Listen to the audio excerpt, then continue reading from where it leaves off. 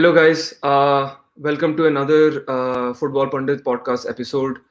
Today is a very special episode. We just heard the news about Patson Daka, who is about to sign for Leicester City, and I think the fee has been agreed between the clubs, and he's about to join next week with the Foxes. And we have a very special guest from as a for Leicester. Akash Roy. Hi Akash, how are you doing?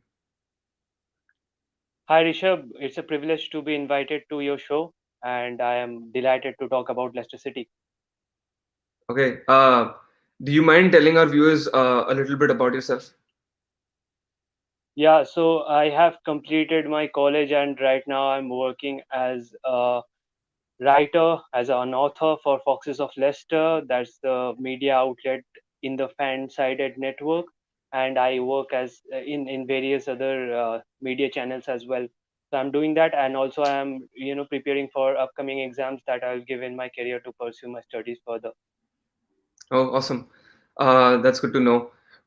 So without further ado, let's just the Premier League season just ended. I know it was probably a disappointing season for you, like given that you were in the Champions League places for 262 days, and to not again qualify for the Champions League must be a sure disappointment for you. So, do you like what do you feel about how did you feel about the Leicester season this year? I think the season had the potential of, going sideways like the last time when we lost the final game against Manchester United, and it was a deja vu experience for us again this time. But a positive silver lining that we can see is that the winning the FA Cup was a glorious moment for the history of our club, because we have generally thrived for that trophy over generations, and despite reaching four times in that Wembley's final stage and still not grasping the silverware and creating a record that we were not proud of, that was really a chink in our armor in the past couple of years, that we have come so far as a club from the championship, winning, promoting, then going to win the Premier League. We're not ready for that, but we were ready for winning the FA Cup this time, and hopefully that happened.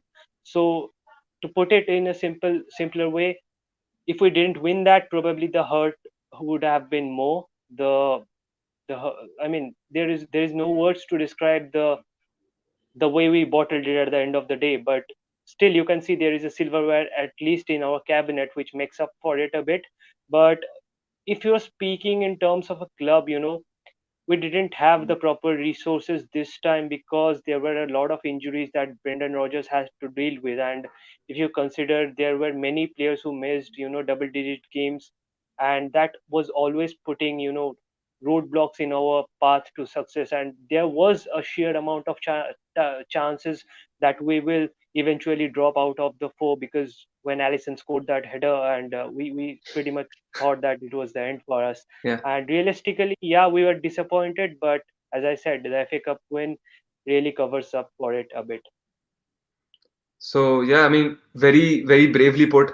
I know like it pains to as a fan that as a club that you support for the for ages, and to not see them in the Champions League, or to see them drop out and drop out the way that they did. It definitely pains, and I'm definitely a Manchester United fan, and I've seen a lot in the last past 8 years. Coming to and we'll talk about more about like the signings that are about to join the King Power Stadium. But me personally, I'm not a very big fan of Brendan Rodgers. Uh, but I mean, I know like a lot of Leicester fans who, when Brendan Rodgers arrival was announced that he's coming to Leicester, and leaving the Celtics, and given what he had achieved at Celtics, was definitely, you guys were, a lot of the fans were very excited about the prospect of him joining, and they almost believed that he could do something really really special.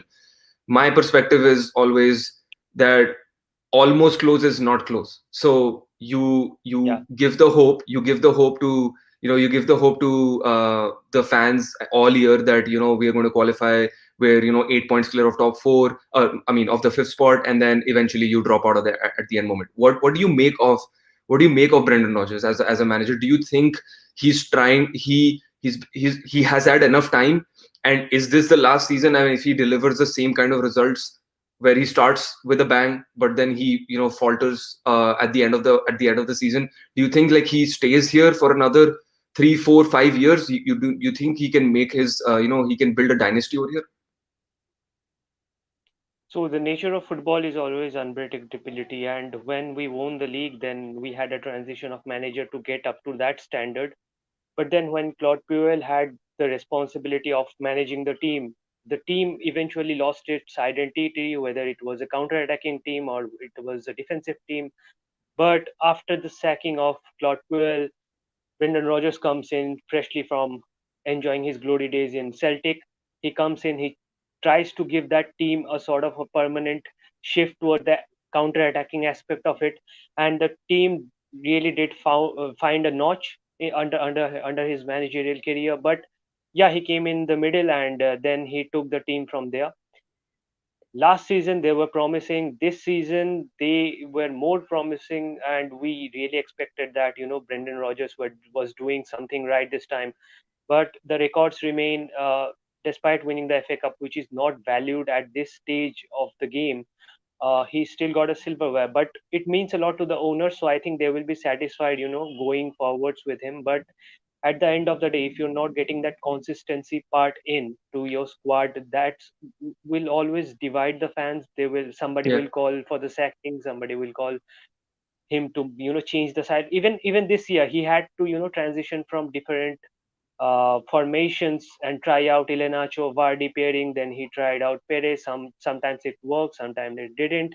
And you can't do that if you want to be a top four side. You have to show your consistency week in, week out. And that has been a problem for us. I don't know whether that's due to injury. You can't always blame injuries, because if you're competing at this level and you want to crack that top four ceiling, you should be having those reinforcements who can step up and challenge the top four hierarchy. So I think, yeah. yeah, it's a challenge for Brendan Rodgers, and he just needs to be consistent, because he has shown that he can stay up there for 250 plus days, and he will again. That's for certain, because some teams have dropped from that big six picture. The likes of Arsenal and Tottenham, they are Yeah, yeah, really in a mix of struggle. Somebody's not yeah, finding managers, somebody's not finding players, somebody had invested a lot into their stadiums. So we don't have that kind of a problem. We are getting the signings in, and I think John Rutkin has done a terrific job, even before agreed, the agreed. transfer window started, and we were like rushing in to signing players. Somare came in, then you have this Daka signing, which was like very super quick, in this day and age, despite the Yeah. Euros. And yeah, we are getting somewhere. I feel like we can crack that top four seeding, but consistency is the key. I'm very happy that you said you said something about consistency, because that's something that I've been crying out in the entire season of our podcast, that Leicester City are not consistent, and I'm very happy that you said it. So it coming from a Leicester fan, I guess like now people will agree. People will probably agree like to my statement that yeah, they are not consistent as a team. But you mentioned something about the FA Cup. I feel like the FA Cup success was a huge success for them. I don't think the country does not support the FA Cup success of Leicester City. Yeah, yes, they had they had a second string United side that they played against in the quarterfinals. They got a Southampton side instead of a Man City, so you never know what would have happened. But this is all, even when Tuchel tinkered with his squad in the final. Like we thought this is a squad that he might play, and then he did. But my thinking is that you still have to win what you have against, right? Whatever you are put up Yeah, against, you still have to win against it. It's not like, oh, this is a second string side, so you will it's bound that you were supposed to win that game, right? So but yeah, thank you for sharing the thoughts on the season. Let's move on to the signing who's about to join Leicester City, Patson Daka. Brendan Rodgers said right after the game against Tottenham Hotspur at the end of the season that we'll want to strengthen at the top end of the field. We need more of a goal threat. And after the 4-2 defeat at Tottenham, on the final day of the season. Obviously, they because of that they were in the they are now again in the Europa League spot, Europa League season after being, as I said, like 242 days in the Champions League positions. You know, and you could see like how Leicester City need to grow in the squad, because now when Gareth Bale came off the bench, and the sheer amount of firepower, the attacking firepower they were he was supposed to he brought into the Spurs side. Leicester City did not have that, right? So, and I think Leicester City have been pondering over Odson Edward and this Patson Daka. But I think some personal terms were not being able to agree. I think they were coming out to be more expensive for Edward from Celtic. But obviously, Edward had played under Brendan Rodgers at Celtic, so there was some kind of connection where he might just straight away be into the starting 11, and because of the relationship with Brendan Rodgers. But this Daka, who I think he kind of replaced Erling Haaland at in Austria's Bundesliga at Salzburg. So can you tell us more about who is Patson Daka? What's his origin? What is he? And just share some light on that. So during 2019-20 season, there was this huge trio of in RB Salzburg, where three youngsters were, playing some beautiful football, and they progressed the stages of the Champions League. One was Erling Haaland, one was Minamino, and the other one was Patson Daka, who was the last one of this triplet to remain behind at Salzburg and chose to grow rather Hmm. than moving elsewhere. He was not ready at that time, but as they left, he got a more prominent position in a central role. The focus was on him, so he stepped up big time, delivered for them, has a brilliant record, scoring 70 something goals, 73 goals to be exact, in 130 matches. So he was rolling a lot of eyeballs in the world of football, and a few clubs really wanted to give him that time.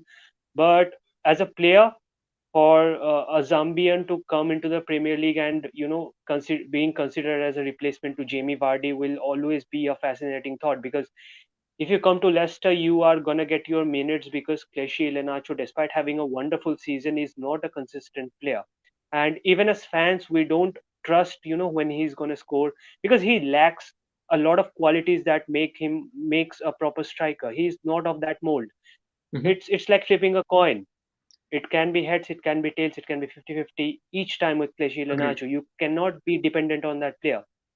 Vardy, on the other hand, despite certain goal droughts in his career this time, is able to open up pockets of spaces in the defensive areas, drag along some defenders with him. He will you be utilized even if he is not a direct goal threatening option, because the opposition is always going to cover him. So a guy like Patson Daka, who has a sufficiently higher skill than you know Clichy Iheanacho, or even if you consider another alternative, we don't have a center forward except Clichy Iheanacho. So Brendan Rodgers was forced to rotate him and try him out. But then again, if you're considering, like, if he had better options, I doubt he would have the playing minutes under his belt that he does now and have the splendid record. But doesn't take away the void that will be left behind when Vardy leaves. So as a club, we need to think fast, act fast, because we know how quickly we can get relegated. And to do that, we need a frontman, Yeah. because if you consider the matches when we only the match I would say that we put up a brilliant performance was against Liverpool, when we came back so soon. We did Manchester United in coming back. But then if you consider the game against Manchester City or Tottenham Hotspur, it showed that we are reliant on penalties to get our expected results. And I mean, somebody can call the 5-2 a fluke, most of them were penalties. But if you want to dominate games, you need that consistency. And therefore you can talk with Edward, but Edward's deal is always going to be a tough situation, because Rogers left in a hurry, and the relationship between the manager and Celtic is not that good. There was always going to be some kind of issue with that deal, prolonged period of time. It's not out of consideration yet. I mean, tomorrow and Edward can happen. But then again, we wanted to ensure that we have, a proper center forward before we begin this season. There should be no Mhm. lapse in reinforcing our squad. So that's where a Patson Daka comes in, whose track record has been phenomenal. He can be like a cheap Ivan Tony. He has not been Premier League proven. He has not been to England. But then again, when you consider his stats, there is something to this lad because Minamino and Haaland has been great so far. So it takes a certain kind of caliber to play in that league also. Exactly. I think you brought up a very good point because the thing was that yes, he scored. I think he scored 27 goals with 4 assists and 28 league appearances in the Bundesliga, and I think he scored 34 goals in all competitions with 7 assists. So, but obviously nobody knows about the Austrian Bundesliga. I don't think it's Yeah. competitive enough, and the I think the next best goal scorer was at 18 goals. So he was definitely class apart in that perspective. But obviously, in even when even about Haaland, like Haaland and Takumi Minamino, Sadio Mane, they were all these Salzburg prospects, right? They came to the Premier League, but Yeah. it wasn't like they just came in and they showed that they were the superstars of the season, right? Even Haaland, I'm still very, not very confident about like if he comes to the Premier League, like things have been going on between Chelsea and Man City that they are going to sign him. I'm not sure if he's going to be a Chelsea, if he's going to be a Premier League star player. Premier League is definitely the probably according to me the world's best league and the world's most competitive league. So you cannot expect him who has played in the Bundesliga to just come and start performing at the highest level. But what about, so what does this mean for Jamie Vardy? I know Leicester have been playing two upfront strikers now since for the past for the past 3-4 months they had been once Inacho broke into the team. What does this mean for Jamie Vardy? I know they have 2 years left. He has 2 years left on his contract. So does this mean that Leicester are already focusing on the future and he gets slowly integrated in the team, or do you feel like if they eventually get him, he gets straight in the team and he gets a lot more time than Jamie Vardy this season, or sorry, the next season? So the friendlies are going to be a crucial litmus test for Patson Daka to, just welcoming him and then trying out things. And it will eventually depend on Brendan Rodgers how he says him fit. But yeah, it's undoubtedly a replacement for Jamie Vardy because the board has made it clear it is like that, and they want to bring him, despite the transfer fees and unproven aspect of Patson Daka, they want to bring him in early on because they want to test it out. Because earlier with Slimani, it didn't work out. We tried to, replace we tried to find a proper replacement for Riyad Mahrez. We haven't yet found one. Mhm. So, trying out when Jimmy Vardy will still play for another 2 years, it gives us a certain time uh, time gap to, try out a few things, see if they work out or not, and there is always a prospect of selling the player if he doesn't gel with the system. And yeah, Jamie Vardy this season he has been, inconsistent. There is no denying of that. But also you must consider that he was injured and he was carrying an injury with him. He needed rest. He's getting Yes. older. At this point of time, when you take a Wayne Rooney or somebody like that, they have already, moved to the championship for Derby County and already have relieved of their duties and they are a manager now. But certain players hit their peak late, and Jamie Vardy is one of them. But that doesn't mean that the body of the player won't take a toll if he, plays in this level of football. And I agree with you completely. The Premier League is a whole different ball game. You can be a star in any other league, but then you can flop here miserably. You can see the case of Timo Werner, who can again bounce back, but then again there Yeah. is a Yeah. 50-50 chance. So yeah, Patson Daka trying him out early it gives us a bit of a window of opportunity to try out if things go sideways. I'm loving the conversation with you. A lot of common things coming out of this conversation between you and me. So Um, and one thing that I was researching, and thanks to the Athletic and the Smarter Scout to provide this statistic, uh, definitely, I see like his Patson Daka has a lot of speed. I think his top speed in the Bundesliga was 32.8 kilometers an hour. But he's not very good at providing. He's not very good in at providing, at the feet. He's not very good at the feet. Like he makes those very terrific runs, and he's in the right positions, and he has a very good finishing. So what do you make about that? Because I feel like they already have, in that aspect, they already have someone in Inacho. So let's say if Inacho and Inacho and Patson Daka start in one of the Premier League games, I am not sure like how this is going to work out, because both of them are very similar in terms of their style of play. Yeah, so if you're gonna start both of them, I think talking about pace, we need to consider a specific player named Harvey Barnes, who was not that great. He was not his career trajectory was not looking that great, but then loan deal, helped him to elevate his career. And when he came back and under Rodgers, Rodgers has that, I feel like Rodgers holds some kind of a magic wand. He really rejuvenates some of the youngsters under his belt.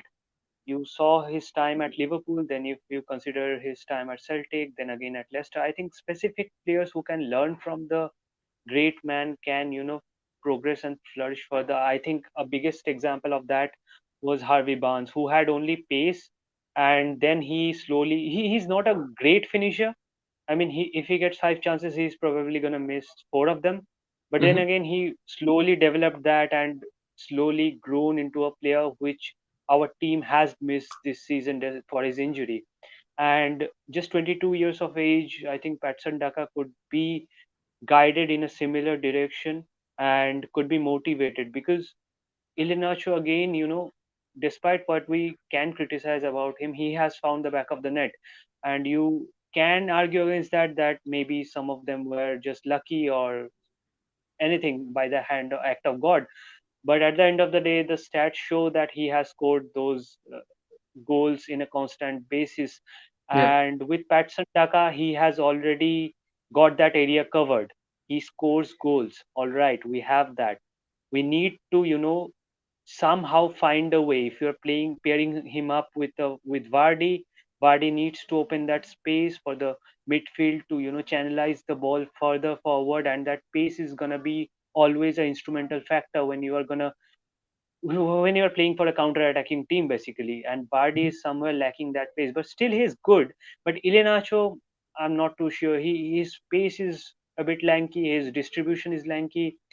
All he can do is we can feed him the balls. He can place some of them in the back of the nets. That's his aspect. But I think Patson Daka is going to be a bit different than that player. But I don't see Brendan Rodgers ever pairing Iheanacho with Patson Daka. I think there will be another replacement in the future for Iheanacho.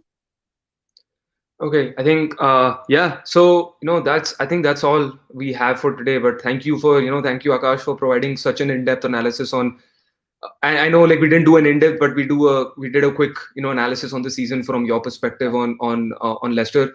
And thank you for providing beautiful analysis on Patson Daka, who's set to join Leicester City in the next week. I think the fees, as I said, the fees already agreed. I think for about 23 million pounds. So I see a That lot was of a Leicester bargain. City. Yeah, definitely. Yeah, and I feel like Leicester City fans are definitely excited about the prospect of having a young striker who can build their team in the possibly a signing for the future. Uh, Yeah, so that's all from us today. Please share. Please do like, share, and subscribe to our channel. The links and the links of the channels and the links would be in the description below. Please do follow Akash Roy's Twitter handle as well. Provide some great insights on Leicester City. And Akash, again, thank you so much. I think we definitely can have another in-depth season preview before the season begins on Leicester City. So we'd definitely like to have you back on our channel. absolutely. It was very fun talking with you. All right. That's all for today, guys. Thank you so much. Thank you so much for joining.